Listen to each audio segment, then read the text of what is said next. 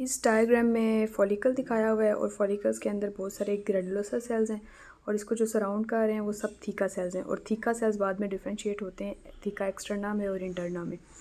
और जो अंदर ग्रैनुलोसा सेल्स हैं उनके अंदर जो है ना जोना पैलोसिडा है और जोना पैलोसिडा इन ग्रैनुलोसा सेल्स को सेपरेट कर रहा है फ्रॉम द oocyte जो कि मिडल में है।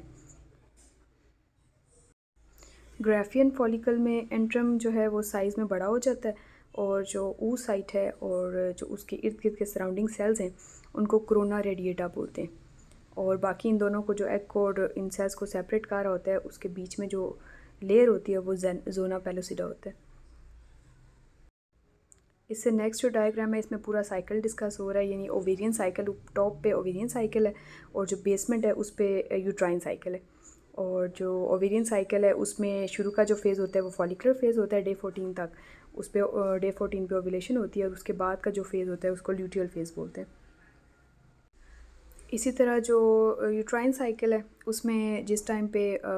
ओवरी के अंदर फॉलिकुलर फेज़ चल रहा होता है, यूट्रस में शुरू के 7 डेज़ मेंसेस होती है यानी शेडिंग होती है एंडोमेट्रियम की, और उसके बाद जो फॉलिकुलर फेज़ के अंदर एस्ट्रोजन की प्रोडक्शन बढ़ती जाती है तो यूट्राइन साइकिल के अंदर इसी एंडोमेट्रियम की ग्रोथ होगी ग्लैंड्स की और स्पाइरल आर्ट्रियोल्स की, और इसको हम प्रोलिफरेटिव फेज़ बोलेंगे। और जब ओव्यूलेशन हो जाती है डे 14 में इन ओवरी, और तो उसके बाद यूट्रस के अंदर क्या होता है कि यहाँ पे प्रोजेस्टेरोन की प्रोडक्शन, प्रोजेस्टेरोन अपना इफेक्ट करता है, यानी ल्यूटियल फेज़ जो कि ओवरी में है उसमें प्रोजेस्टेरोन रिलीज हो रहा होता है और वह यूट्रस में आके एंडोमेट्रियम इम्पैक्ट करता है और यहाँ पे प्रोलिफरेशन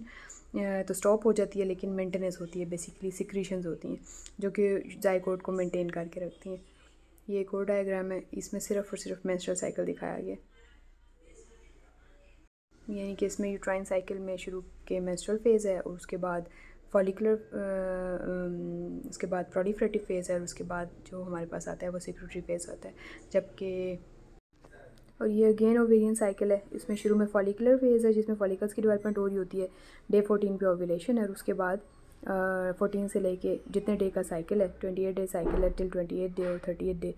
तो ये सारे का सारा जो है ल्यूटियल फेज़ होता है जिसमें कॉर्पस ल्यूटियम से प्रोजेस्टेरोन की प्रोडक्शन हो रही होती है।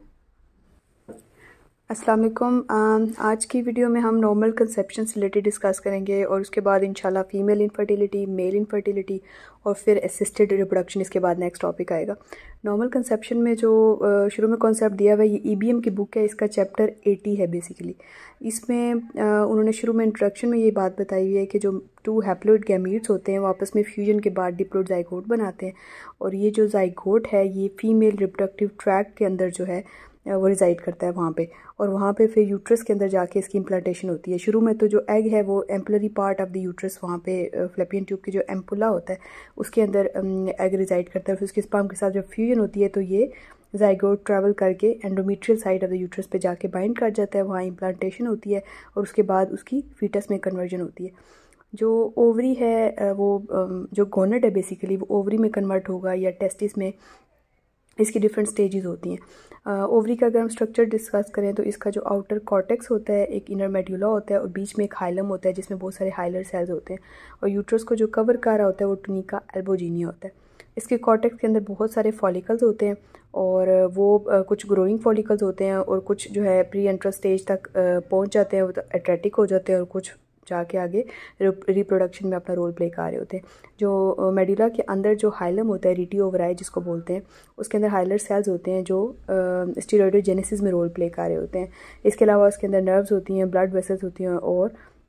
ये जो हाइलर सेल्स होते हैं बेसिकली इनका रोल सिमिलर होता है जैसे टेस्टिस के अंदर लेडिक सेल्स का होता है जो कि टेस्टोस्टेरोन प्रोड्यूस कर रहा होता है। ओवरी के अंदर इसने कन्वर्ट होना है या टेस्टिस के अंदर, उसके अंदर ये होता है कि अगर वो टेस्टिस में जाएगा कन्वर्जन होती है तो उसके जो जीन्स होती है जेनेटिक मेकअप वाई क्रोमोसोम के ऊपर टेस्टिस डिटरमाइनिंग फैक्टर होता है जो कि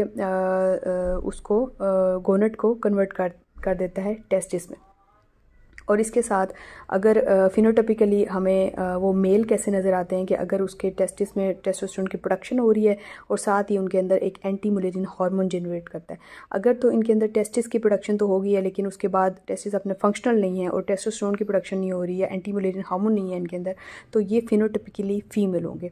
बाकी इनके अंदर जो स्पर्मेटोजेनेसिस का प्रोसेस होता है उसमें शुरू में तो प्राइमरी स्पर्मेटोसाइट्स होते हैं जो कि माइटोटिकली डिवाइड करते हैं सेकेंडरी स्पर्मेटोसाइट्स में, और उसके बाद ये मियोसिस के through spermatids and then finally mature spermatozoa इनका जो है वो प्रिपेयर होता है। और ये टोटल जो है 74 डेज़ लगते हैं एक स्पर्मेटोजोआ को प्रोड्यूस होने में। 50 डेज़ ये सेमिनिफरस ट्यूब्यूल्स के अंदर गुजरते हैं इनके, और उसके बाद 12 to 21 डेज़ जो एपिडिडमस में, और देन फाइनली ये एजैकुलेट के अंदर आ जाते हैं। ओवरी की जहाँ तक बात करें तो शुरू में तो जो 5 वीक्स होते हैं उसमें वो इनडिफरेंट गोनेडल स्टेज होती है, ना तो वो टेस्टिस का पता चल रहा होता है ना ओवरी का। और उसके बाद ये लोग जो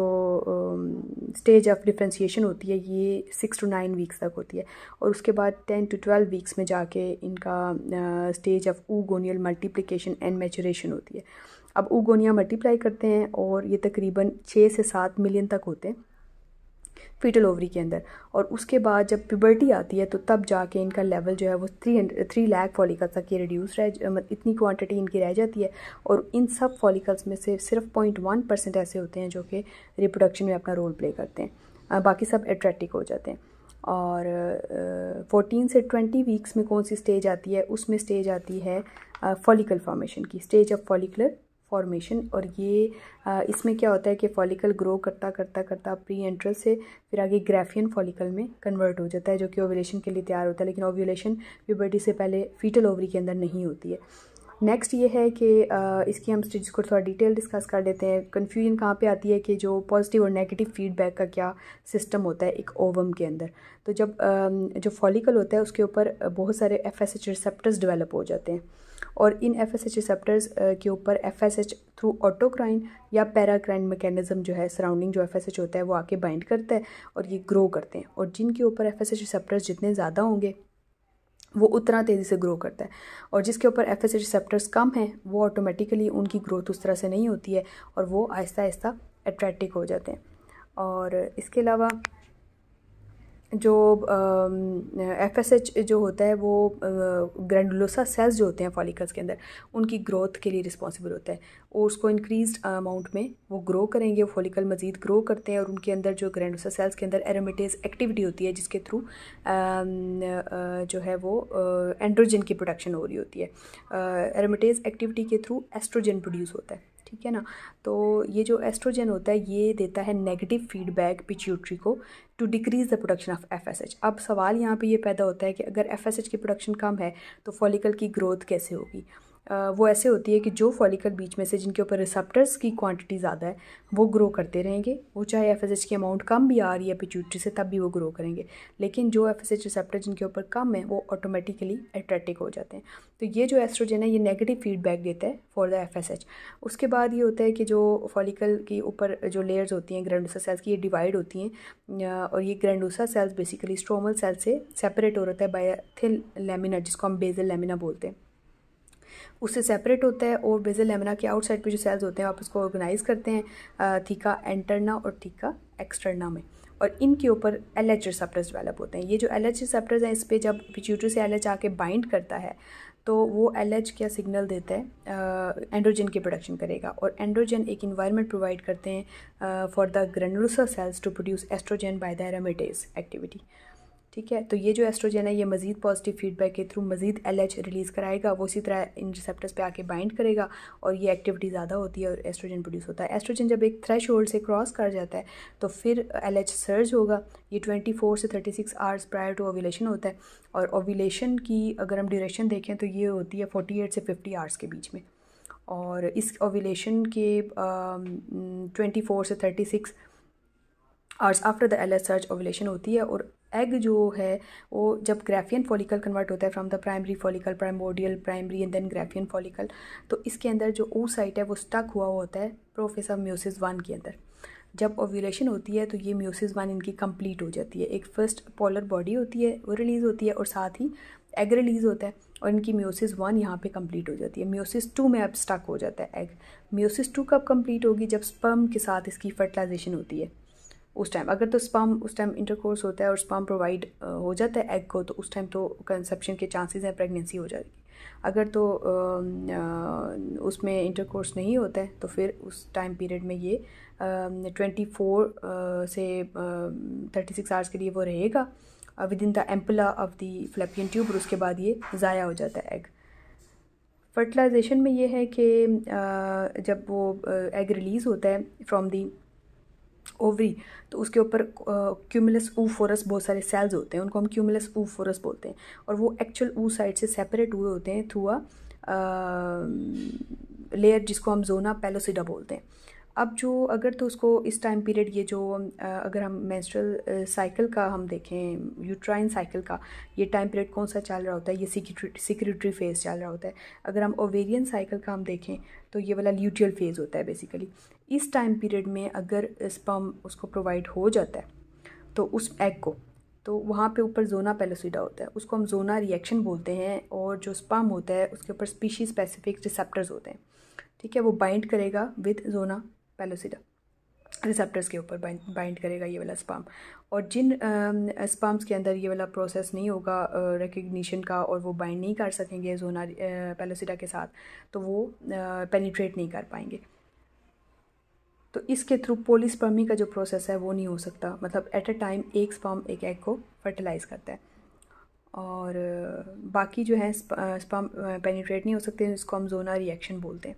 इम्प्लांटेशन क्या होता है, अगर तो स्पर्म मिल जाता है के साथ फ्यूजन होती है और जाइगोट बन जाता है, तो उसके बाद यूट्राइन जो यूट्रस के अंदर एंडोमेट्रियल साइड होती है वहाँ पे जाके ये बाइंड करेगा, और वहाँ जितने भी उसका मदर का सर्कुलेटरी सिस्टम है, पहले तो वो एपिथेलियम के अंदर पेनिट्रेट करता है ये जो जाइगोट होता है, और उसके बाद मदर के सर्कुलेटरी सिस्टम में ये पेनिट्रेट कर जाता है, और वो जो सर्कुलेटरी सिस्टम के थ्रू इसको सारी न्यूट्रिशन मिल रही होती है, और आहिस्ता आहिस्ता इसकी कन्वर्जन जो है वो फीटस में होती है।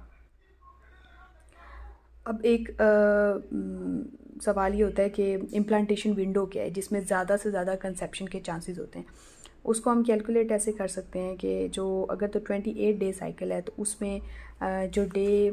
16 से 19 होता है, ये होता है फर्टाइल विंडो होती है, इसमें ज़्यादा से ज़्यादा कंसेप्शन के चांसेस होते हैं। इसको कैलकुलेट 30 डेज़ का अगर साइकिल है तो 30 में से 14 माइनस करें, अगर 28 डे का साइकिल है तो उसमें से आप 14 माइनस कर लो, तो पीछे जो डेज़ बचते हैं आपके पास उसमें आपने 9 डेज़ ऐड करने होते हैं। जब ऐड करोगे जो आपके पास उसमें फिगर आता है तो वो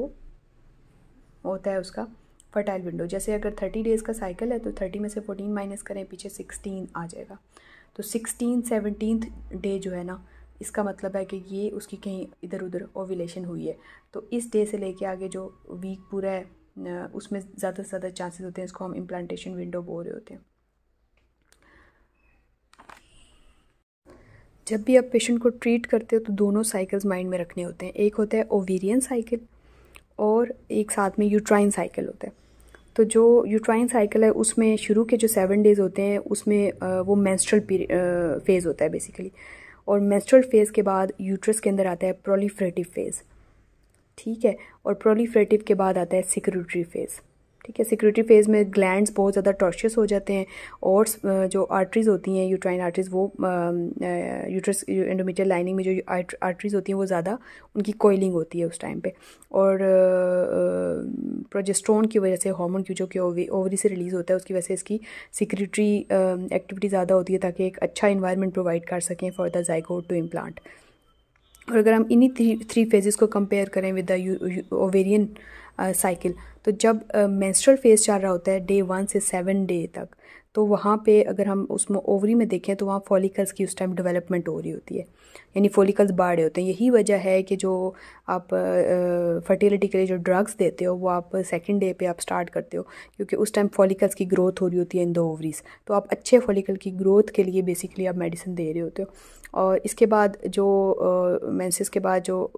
एक फेज़ होता है प्रोलिफरेटिव फेज़, वो क्यों वहाँ पे प्रोलिफरेशन स्टार्ट हो जाती है यूट्रस में, क्योंकि जब फॉलिकल ग्रो कर जाते हैं तो उनमें ईस्ट्रोजन की प्रोडक्शन हो रही होती है उस टाइम, ठीक है, जो हार्मोन होता है बेसिकली जो प्रीडोमिनेंट हार्मोन होता है प्री ओवुलेटरी फेज़ में। तो वो एस्ट्रोजन क्या करता है यूट्रस के अंदर प्रोलिफरेशन स्टार्ट कर देता है ग्लैंड्स की, और